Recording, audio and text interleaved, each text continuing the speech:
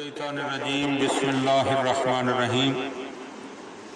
امیر المومنین علی ابن ابی طالب علیہ الصلوۃ والسلام کے فرامین پر مشتمل نہج البلاغہ کا تیسرا باب المختار میں سے سرکار امیر المومنین علیہ السلام کا تیسرا فرمان آپ صاحبان کی خدمت میں پیش کرنے کی سعادت حاصل کی جا رہی ہے۔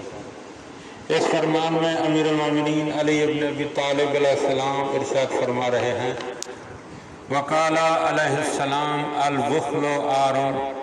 آپ علیہ السلام نے فرمایا کہ بخل یعنی کنجوسی شرمندگی کا باعث ہے، والجبن منکسۃ، اور بزدلی ایک عیب کی حیثیت رکھتی ہے، والفقر یخرس الفتن عن حجتہ۔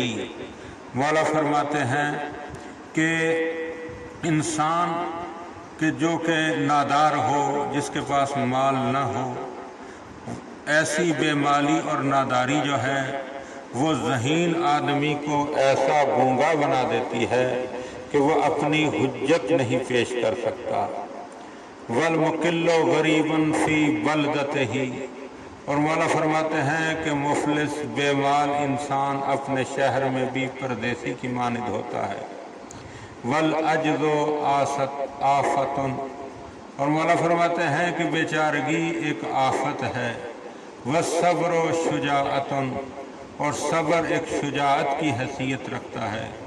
والزہد ثروت، اور دنیا سے منہ موڑ لینا، زہد کو اختیار کرنا ایک دولت ہے۔ والورع جنت، اور پرہیزگاری ایک ڈھال کی طرح ہے۔